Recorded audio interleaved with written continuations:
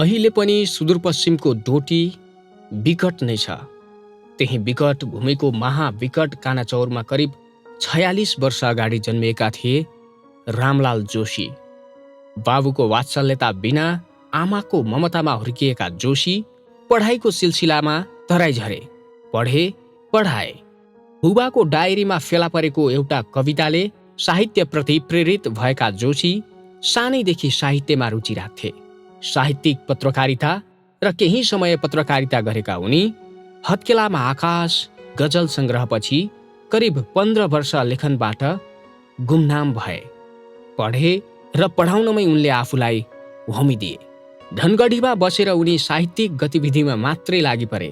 तर हत्केलाले आकाश नछेकिए झै उनी भित्रको सृजनशीलता पनि रोकिएन। एकाएक ऐना लेखेर उनी कृति प्रकाशनका लागि राजधानी पुगे। ऐना कथा सङ्ग्रहमा अँध्यारो सुदूरपश्चिमका किनारीकृत समाज, वर्ग र पात्रहरूको कथा एउटै मालामा उनिएर उनले 19 कथाको सङ्ग्रह पाठकको हातमा थमाइदिए, जसमा रोगको मात्रै कथा थिएन, भोगको कथा थियो, गरिबीको कथा थियो, अन्यायको कथा थियो, भेदभाव बेरोजगारीका कथा थिए, बालबालिका विवशताका कथा थिए, जीविकोपार्जनका लागि गरिएको देह व्यापारको कथा थियो। ऐनाभित्रको एउटा भोगको अन्त्य कथाकी पात्र कोइली रोकायाले आफ्ना 3 सन्तानसहित मोहनामा हाम फालेको ठिक 2 वर्षपछि अछामकी सुकी बढुवालले 4 सन्तानसहित कर्णालीमा हाम फालिन्। अब भन्नुहोस्, एउटा भोगको अन्त्य कथा काल्पनिक थियो या यथार्थ? त्यस्तै खुटियाको काग कथामा बालबालिकाले गिट्टी फोरिरहेको र लास जलाएका कोइला बेचिरहेको दृश्य अहिले पनि देख्न सकिन्छ। उनको कथा त पुरानो लाग्न सक्ला, तर यी दृश्य आज पनि पुरानो हुन सकेको छैन। ऐनापछि आएको उपन्यास सखीमा बाबुद्वारा सिमलको फेदमा छोडिएकी एक शिशुको कथा काल्पनिक जस्तो लाग्न सक्छ, तर सखी प्रकाशनको 4 वर्षपछि अर्थात् केही दिन अघि मात्रै सखीकै कथा जस्तो घटना बागलुङमा दोहोरिएको छ। जोशीको कथामा बाबु चौधरीले आफ्नो छोरी किस्मतीलाई सिमलको फेदमा छोडेर सदाका लागि भाग्छन् भने यता बागलुङ नगरपालिका 6 लम गाउँका दीपक बोहराले छोरी अनामिकालाई जङ्गलमा एक्लै छोडेको कहाली लाग्दो कथा दोहोरिएको छ। अब भन्नुहोस्, उनका कथा वास्तविक हुन् या यी यथार्थ घटना काल्पनिक हुन्? त्यो मात्र होइन, सत्ता र अधिकारका नाममा राजनीतिले थारू पहाडीमा विभाजन गर्न खोजेको समाजलाई कथाकार रामलाल जोशीले दियो जलिरहेछ कथा मार्फत थारू पहाडीलाई जोडेर साहित्यले समाजमा जोड्ने बेजोड सन्देश दिएका छन्। अब यो कुनै योजना र कुनै काल्पनिक विषयवस्तु लिएर लेखिएका होइनन्। यी आँखा अगाडि जे देखिए दृश्यहरू, जसरी एउटा घरको आँगनमा विभिन्न रङ्गीचङ्गी फुलहरू देखिन्छन् र ती फुलहरू टिपेर जसरी माला बनाइन्छ, मेरा आँखा अगाडि मैले यी दृश्यहरू देखेँ, जहाँ भोक, रोग, गरिबी, त्यस्तै पछिल्लो समयमा राजनीतिले उठान गरेका यो सङ्घीयताको विषयलाई लिएर जो जातीय द्वन्द्व त्यहाँ देखियो। विशेष गरी सुदूरपश्चिममा र अझ तराई क्षेत्रमा थारू र पहाडीको एउटा द्वन्द्व देखियो। त्यो द्वन्द्वलाई लिएर सखीमा ऐनामा केही जातीय सम्मिलनका कुराहरू, राजनीतिले छुट्याउन खोजेका, विभाजन गर्न खोजेको समाजलाई साहित्य मार्फत जोड्नुपर्छ भन्ने लाग्यो र मैले ऐनामा यी केही कथाहरू उठान गरेँ। त्यस्तै बालबालिकाका मुद्दाहरू, विशेष गरी त्यहाँको गरिबीले सताएका र भारतमा जानुपर्ने, चौकीदारी गर्नुपर्ने परम्परादेखिको पीडा, त्यस्तै जातीय रूपमा त्यहाँको वादी समुदायका महिलाहरूले देह व्यापार गर्नुपर्ने पीडा, यी विविध विषयहरू जो अँध्यारो सुदूरपश्चिममा रहेका थिए, जसलाई हामीले हाम्रै आँखा अगाडि एउटा विडम्बनाका रूपमा हेर्छौँ, यिनै कुराहरूलाई मैले उठान गरेको हुँ र यिनै विषयवस्तुलाई मैले जोडेर ऐना रूपी एउटा कथाको माला बनाएको हुँ। तपाईँले ऐनामा उठाएको कथा, त्यो कोइली रोकाएको कथा तपाईँको ऐना आएको केही वर्षपछि प्रमाणित जस्तै भयो। त्यसै गरी सखीमा उठाएको किस्मतीलाई छोडेर गएको कथा बागलुङमा प्रमाणित भयो। त्यो पनि केही समयपछि। अब भन्नुहोस् तपाईँका कथा काल्पनिक हुन् या यी घटना काल्पनिक? मैले लेख्दाखेरि मेरो समयभन्दा अगाडि पनि यस्ता घटनाहरू प्रशस्त घटे समाजमा, र समाजले विशेष गरी समाजले चुनेको सत्ताले यसलाई नजरअन्दाज गर्यो।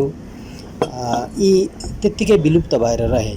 र मैले आफ्नो समकालीन अवस्थामा, मेरो अवस्थामा, म जुन समाजमा जुन अवस्थामा म बाँचिरहेको छु, यति बेला घट्ने र अगाडि घटेका घटनाहरूलाई मैले एउटा कथाका रूपमा ल्याएँ। यद्यपि ती मेरा पात्रहरूका नाम काल्पनिक हुन्, ती मैले जोडेका विषय र घटनाहरूको संयोजन काल्पनिक हो, तथापि घट्ने घटनाहरू चाहिँ समाजका वास्तविक हुन्। तपाईँले भने जस्तै एउटा भोकको अन्त्य कथामा बाजुराकी कोइली रोकाया, भोकको रन्कोले आफ्ना छोराछोरी सहित मोहनामा हाम फालेर मर्छे भने त्यो कथा ऐना लेखिएको 3 वर्षपछि या 4 वर्षपछि अछामको एउटा सुदूर गाउँमा बस्ने सुकी बडवालले आफ्ना 4वटा सन्तानसहित कर्णालीमा हाम फालेको, भोकको कारणले हाम फालेको एउटा दर्दनाक घटना हाम्रा अगाडि घट्यो। वास्तविक रूपमा विभिन्न पत्रपत्रिकाले लेखे त्यो वास्तविक घटनामा।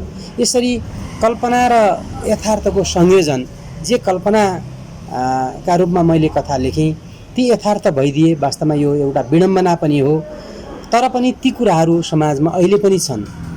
कथा काल्पनिक हुन सक्ला, कथा पुरानो हुन सक्ला, तर दृश्यहरू हरेक वर्ष फेरिरहन्छन्, दृश्य घटनाहरू हरेक वर्ष घटिरहन्छन्। त्यस्तो विडम्बनाको समाज, त्यस्तो विडम्बनाबाट हामी गुज्रनु परेको छ। सखी उपन्यासमा पनि एउटा सानी बालिका किस्मतीलाई उसको बाबुले सिमलको रुखमा एक्लै छोडेर ऊ बेपत्ता हुन्छ, र त्यही किस्मती पछि गएर अर्काको घरमा कमलरी बसेको एउटा कमलरी केटीको सङ्घर्षको गाथाको रूपमा मैले सखी लेखेँ। र त्यो ठ्याक्कै कथा तपाईँले भने जस्तै केही दिन अगाडि बागलुङमा एउटा बाबुले आफ्नो नाबालक एउटा छोरीलाई जङ्गलमा एक्लै छोडिदियो र उसले मृत्युवरण गर्नु पर्यो त्यो बालिकाले। यस्ता विडम्बनाका घटनाहरू बारम्बार दोहोरिरहन्छन्। कथा त पुरानो हुँदै गएको छ, उपन्यास पुरानो हुँदै गएको छ, तर घटनाहरू बारम्बार नयाँ हुँदै गइरहेका छन्। यो वास्तवमा हाम्रो समाजको, देशको विडम्बना हो जस्तो लाग्छ। यो आफै पात्र झैँ, आफै पात्रभित्र पसे झैँ यो लेख्ने केही सूत्र हुन्छ या भावनाले प्रेरित गरेर लेखाउँछ? होइन, लेख्ने अब प्रथम त लेख्ने कुरा साहित्यकारको, लेखकको, कविको यो रुचिको विषय भयो। उसले केही न केही विषयहरू लेखिरहेकै हुन्छ। फरक यति मात्रै हो कि उसका अगाडि घट्ने घटना, उसले देख्ने दृश्य, उसले गर्ने अनुभूतिले निखारता ल्याउने र नल्याउने कुरामा भर पर्दछ। उसले त्यस्ता दृश्यहरूसँग जब साक्षात्कार गर्छ, त्यसपछि समाजका विडम्बनाका कुराहरू आउँछन्। जब यी विडम्बनाहरू समाजबाट हराएर जान्छन्, जब भोक हराउँछ, जब शोक हराउँछ, मान्छेको जातिले भोग्नु परेका व्यवस्थाका कथाहरू हराउँछन्, एउटा राज्य समृद्ध अवस्थामा, समाज समृद्ध अवस्थामा पुग्छ, त्यति बेला कविले अर्को कल्पना गर्नुपर्ने हुन्छ। हामीलाई के छ भने अहिले हामीले अर्को कल्पना गर्न पाउँदैनौँ। हाम्रा अगाडि त यत्र तत्र विडम्बनाका घटनाहरू छन्। त्यसैले यी घटनाहरूले बारम्बार चिमोट्छन्, यी घटनाहरूले घचघच्याउँछन्, यी पात्रहरूका दृश्यले मनमा त्यस्तो एउटा तीव्र अनुभूति दिन्छन्, मन पगाल्छन्। यिनै कुराहरू लेख्नबाट नेपाली साहित्यकारहरू, आख्यानकारहरू, कविहरू अभिशप्त छन्। वास्तवमा कविहरूले गर्नुपर्ने सुदूर कल्पना हो, पछिको कल्पना हो, भविष्यवाणी हो अथवा भविष्यको कल्पना हो। त्यो नेपाली कविहरूलाई, साहित्यकारलाई सुविधा छैन, किनभने आफ्नै आँखा अगाडि त्यस्ता विडम्बनाका घटनाहरू छँदैछन्, जिउका त्यौँ छन्। यिनै कुराहरू लेखेर बस्नुपर्ने एउटा व्यवस्था छ हाम्रा अगाडि। साहित्य क्षेत्रमा देशकै प्रतिष्ठित मानिएको मदन पुरस्कार समेत आफ्नै ठाउँमा बसेर माथि उल्लेखित शक्तिशाली मुद्दा उठान गरेर लेखिएको कृति ऐनालाई भेट्न सुदूरपश्चिम पुग्यो। अर्थात् 2072 सालको मदन पुरस्कार सुदूरपश्चिममै बसेर साहित्य सिर्जना गरेका जोशीको पोल्टोमा पुग्यो। यद्यपि यो कृति प्रकाशन गर्दा उनले राजधानीमा भोगेको सकस आफैमा एउटा कथा जस्तो थियो। साहित्य त एउटा लतको कुरा पनि हो। सानैदेखि लेखियो, विद्यार्थी अवस्थामा पनि लेखियो। विद्यार्थी अवस्थामा रहरमा हत्केलामा आकाश गजल सङ्ग्रह निकालेँ। त्यसपछिका केही दिनमा साहित्य गतिविधिमा त्यहाँ केन्द्रित रहेँ, आफ्नो पेसामा केन्द्रित रहेँ र 70 सालमा हत्केलामा आकाश प्रकाशित भएको लगभग 15 वर्षपछि मैले ऐना लेखेँ। त्यहाँका कथाहरू, त्यहाँका व्यथाहरू र विशेष गरी सुदूरपश्चिमका विषयवस्तुहरूलाई समेटेर मैले ऐना लेखेँ। ऐना लेखेर प्रकाशनको जब चरणमा पुग्यो, मलाई के लाग्यो भने सुदूरपश्चिमको यो कोसेली, सुदूरपश्चिमको यो खबर, सुदूरपश्चिमको यो अँध्यारो कथा केवल सुदूरपश्चिममा, केवल कर्णाली वारी मात्रै सीमित भएर रहनु हुँदैन। हाम्रो कथा देशले सुन्नुपर्छ, हाम्रो कथा संसारले सुन्नुपर्छ। सुदूरपश्चिमको अँध्यारो पक्ष संसारले हेर्नुपर्छ, ताकि संसारबाट केही नयाँ सूर्यका किरणहरू आउन्। त्यस्तो मलाई लाग्यो र ऐना काठमाडौँबाटै प्रकाशित हुनुपर्छ भन्ने लाग्यो र म काठमाडौँ आएँ। त्यति बेला बाध्यता पनि मेरो थियो, किनभने म टिचिङमा आबद्ध थिएँ। मैले छोटो समयको लागि अवकाश लिएर काठमाडौँ आएको थिएँ। लामो समय बसेर प्रकाशन गृहहरूमा धाउन सक्ने मेरो त्यो समय पनि थिएन। त्यस कारणले मैले आफ्नै लगानीमा एउटा प्रकाशकको नाम राखेर ऐना छापेको हुँ। र ऐना छाप्ने क्रममा धेरै सकसहरू, शास्तिहरू पनि बेहोर्नु परेको हो। विशेष गरी प्रकाशनको चरणमा लेख्दाखेरिको त्यो अनुभूति रहेन। प्रकाशनको चरणमा एक किसिमले झन्झटिलो अवस्था रह्यो, केही दिक्क पनि लागेको थियो। तर पनि प्रकाशन भइसकेपछि जो खुसी मिल्यो, यसले मलाई प्रोत्साहित गर्यो। ऐना प्रकाशनको चरणमा केही दिगदारी लागे पनि, झन्झटिलो लागे पनि, प्रकाशन भएर पाठकको हातमा पुगिसकेपछि यसले दिएको उत्प्रेरणा मेरा लागि सबैभन्दा ठुलो ऊर्जा रह्यो। र त्यही ऊर्जाले मलाई दोस्रो किताब लेख्न लगायो र अहिले तेस्रो किताब पनि लेख्न लगायो। तपाईँले भने जस्तै अहिले चाहिँ मैले लेख्नु मात्रै छ, प्रकाशनको पाठकको हातमा पुर्याउने, बजारमा पुर्याउने मलाई त्यो झन्झट पनि छैन, मलाई त्यो तनाव पनि छैन। फ्री भएर लेख्न पाएको छु। यो चरणमा आइपुग्दासम्म ऐना प्रकाशन गर्दाका केही मिठा केही अनुभूतिहरू, त्यतिखेरका झन्झटिला अनुभूतिहरू पनि अहिले सम्झिँदा मिठो लाग्ने गर्छन्। अहिले सम्झिँदा एकदम सुन्दर लाग्ने गर्छन् ती दिनहरू। ऐनाले पाठकहरूको मन जितेको 3 वर्ष भइसकेको थियो। पाठकहरू जोशीको नयाँ कृतिको पर्खाइमा थिए। उनलाई अर्को कृति पाठक सामु दिनुपर्ने एक खालको दबाव थियो। कतिपयले त्यो दबावका बीच ल्याइने कृति कतै फितलो पाउँछ कि भन्ने अनुमान पनि गरे। ऐना सार्वजनिक भएको 3 वर्षपछि उपन्यास सखी लिएर जोशी पाठक सामु आए। 4 वर्ष अघि सार्वजनिक भएको सखीमा थारू जनजीवन, थारू संस्कृति, एक कमलरी केटीको गाथा लेखिएको छ। सखीले पहाडबाट तराई झर्नुपर्दाको विडम्बनाको कथा बोलेको छ। माओवादी युद्धले पारेको खाटाहरू सखीले समेटेको छ। आफ्नै भाषा, पहिचान र सांस्कृतिक विशालता भएको थारू जातिमाथि कुनै थारू आख्यानकारले समेत गहन रूपमा कलम नचलाएको परिप्रेक्ष्यमा सखी प्रकाशित भएपछि थारूहरूले समेत जोशीको आफ्नो जातिको आख्यान लेखिदिने कथाकारका रूपमा सम्मान भाव प्रकट गर्ने गरेका छन्। होइन, ऐना आइसकेपछि ऐना आएको 3 वर्षसम्म पनि मेरो अर्को किताब निस्केन। अब के लेख्ने भन्ने विषयमा मेरो मथिङ्गलमा एक किसिमले छोइरहेको थियो। यसपछि मैले के लेख्ने, मैले सुदूरपश्चिमको मुद्दाहरू उठाइरहेको छु, एउटा किनारीकृत समुदायको कुराहरू लेखिरहेको छु। अब मैले के लेख्ने त भन्ने दुविधाको अवस्थामा मलाई के लाग्यो भने मैले सबभन्दा बढी बुझेको र मैले जानेको, बालकालदेखि सानै अवस्थादेखि मैले भिजेको समाज भनेको थारू समाज हो। र थारू समाज संस्कृतिका क्षेत्रमा अत्यन्त समृद्ध छ। आफ्नै कला संस्कृति, आफ्नै जीवनगाथा, उनीहरूको आफ्नै जीवनशैली र आफ्नै एउटा समृद्ध परम्परा छ भूमिपुत्रहरूको। तर उनीहरूको विषयमा प्रशस्त लेखिएको चाहिँ छैन, प्रकाशनमा आएको छैन। त्यस कारणले जसले जानेको छ, जसले बुझेको छ, जो त्यो समुदायसँग भिजेको छ, त्यो व्यक्ति भनेको म हो। मैले लेख्नुपर्छ भन्ने मलाई लाग्यो र मैले थारूहरूको बारेमा लेख्नुपर्छ भन्ने लाग्यो हुनाले मैले थारू संस्कृति, थारू समुदाय र विशेष गरी कमैया अवस्थामा थारूहरूले गुजार्नु पर्दाको जो सङ्घर्षमय जीवन थियो, एउटा कमलरी केटीको कथालाई मैले यसरी बुनेर सखी लेखेको हुँ।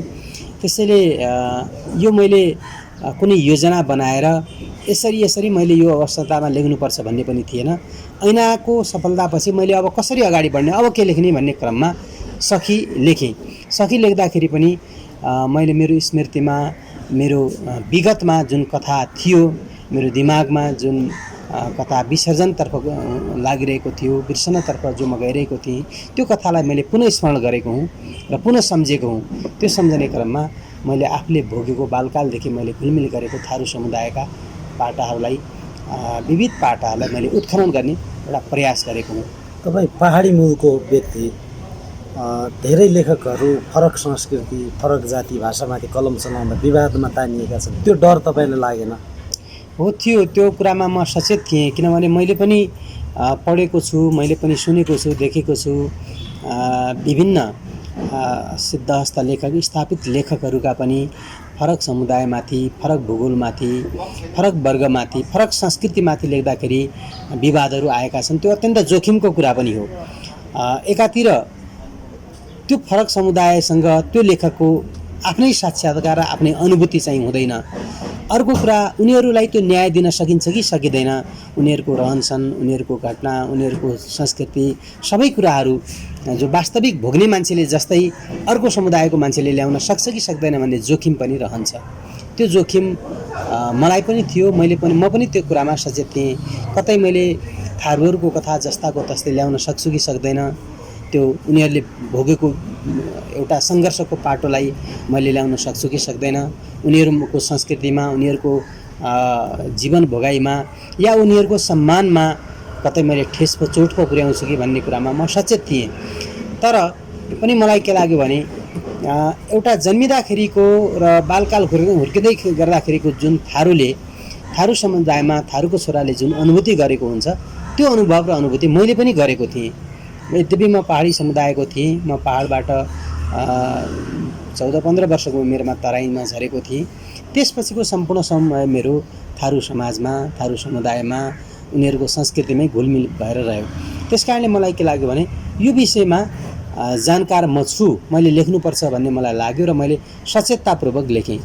अब लेखिसकेपछि पनि मलाई लागेको थियो कतै गुनासो आउला कि, तर जुन थारू समुदायबाट जुन ठुलो एक किसिमको सम्मान मैले प्राप्त गरेँ, यसले गर्दा मलाई के लाग्यो भने मैले वास्तवमा जो लेख्ने प्रयास गरेँ त्यो ठिकै गरेको रहेछु भन्ने मलाई लाग्यो। लास्ट, ऐना र सखी जस्ता एउटा भेग संस्कृति, आञ्चलिकता लेखिसकेको मान्छे बाआमा मार्फत के मुद्दा त्यस्तो उठाउनु भयो? कुन विषयवस्तु पाठकहरूले त्यसमा अनुभूत गर्न पाउनेछन्, छाम्न सक्नेछन्? होइन, अब सुदूरपश्चिममा बसेर मैले आफ्नो समाजको भन्नुपर्ने कथाहरू अझै पनि बाँकी छन्। म पछि पनि भन्ने केही नयाँ पुस्ताका साथीहरू पनि आउनुभएको छ। विविध पाटाहरू अझै हामीले सुनाउन बाँकी छ, हाम्रो इतिहास पनि सुनाउन बाँकी छ, हाम्रो वर्तमान पनि सुनाउन बाँकी छ र अझ भविष्यको सुन्दर कल्पना गर्न त अझै बाँकी छ। यसपछि पनि केही कृतिहरू आउलान्, केही नयाँ लेखकहरूले पनि त्यो प्रयास गरिरहनु भएको छ। तर मलाई के लाग्यो भने ऐना र सखी आइसकेपछि मैले अब चाहिँ अलिकति फरक विषयमा जानुपर्छ कि भन्ने पनि मलाई सोच आयो। र अर्को कुरा, उमेरको एउटा चरणमा पुगेपछि मान्छे स्वाभाविक रूपमा सोच्न पनि विवश हुँदो रहेछ। 45-50 वर्षको आसपासमा मान्छे पुग्न थालेपछि उसको एउटा जिन्दगीको परिपक्वता, उसको दिमागको परिपक्वता, उसका संवेगहरूमा आउने परिवर्तन, यी सारा कुराहरूले उसलाई आफ्नै जिन्दगीको बारेमा, आफ्नै विगतको बारेमा, आफ्ना पुर्खाहरूको बारेमा, त्यो सङ्घर्षमय आफू यो चरणमा आइपुग्दाखेरि कसको सङ्घर्ष के रह्यो भन्ने बारेमा पनि सम्झनु पर्ने रहेछ। त्यो एउटा संवेदनशील चरणमा मान्छे पुग्दो रहेछ।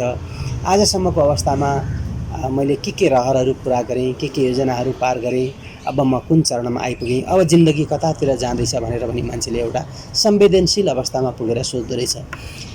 त्यस चरणसम्म पुग्दा मान्छे आफै स्वयं एउटा जिम्मेवारीको डोको बोकिरहेको हुन्छ।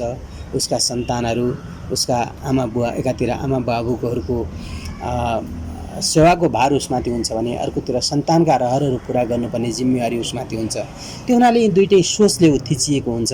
यस अवस्थामा पुग्दाखेरि उसले आफ्नो विगतलाई फर्केर हेर्नुपर्ने हुन्छ।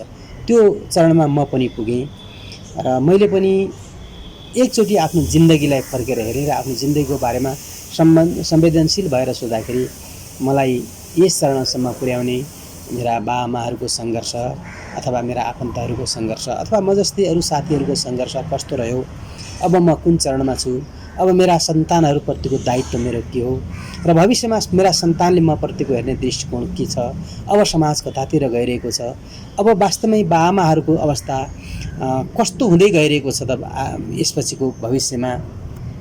किनभने एउटा सृष्टि गर्दाखेरि जुन सृष्टिकर्ताहरूले जुन सुन्दर एउटा संरचना जुन रचना गरेको हुन्छ, आफ्नै रचनालाई हेरेर त्यो सृष्टिकर्ता मुस्कुराउँछ। तर अबको दिनमा के भइरहेको छ भने आफैले गरेको सुन्दर रचना आफ्नै हातबाट फुत्केर टाढा जानुपर्ने अवस्था छ। किनभने बाआमाहरूले छोरालाई पढ्न पठाउँदाखेरि, अध्ययनमा टाढा सहर पठाउँदाखेरि एउटा सुन्दर भविष्यको कल्पना गरेर उसलाई निधारमा अक्षता लगाएर बिदाईको हात हल्लाएर बिदा गरेका हुन्छन्, उसको सुन्दर भविष्यको कामना गरेका हुन्छन् भने तिनै बाआमा बुढेसकालमा पुग्दाखेरि जब जीवनको अन्तिम चरणमा पुग्छन् र ती छोराछोरीहरू आज परदेशमा हुन्छन्, कोही अमेरिका, कोही युरोप, कोही कतै हुन्छन् र उनीहरूको अन्तिम अवस्थामा उनीहरूलाई ती बाआमाले टिका लगाएर बिदाईको हात हल्लाए जस्तै जीवनबाट बिदा हुँदाखेरि उनीहरूलाई बिदाईको हात हल्लाउने आज कोही पनि हुँदैन। छोराछोरीको यादमा उनीहरूले तडपेर सदाका लागि जानुपर्ने अवस्था आज छ। मैले तमाम यस्ता दृश्यहरू देखेँ।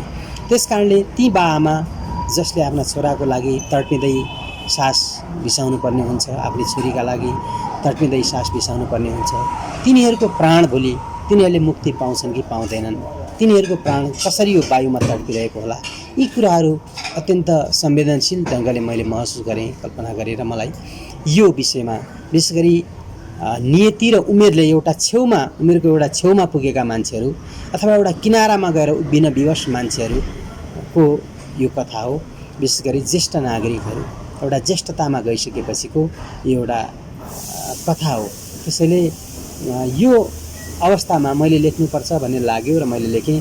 मलाई के लाग्छ भने ऐना पनि एउटा भूगोलको किनारामा रहेको र एउटा राज्यको दृष्टिमा, समाजको दृष्टिमा किनारीकृत समाज, वर्ग र समुदायहरूको कथाहरूको सङ्गालो हो भने सकी पनि एउटा किनारीकृत थारू समुदायको कथा हो।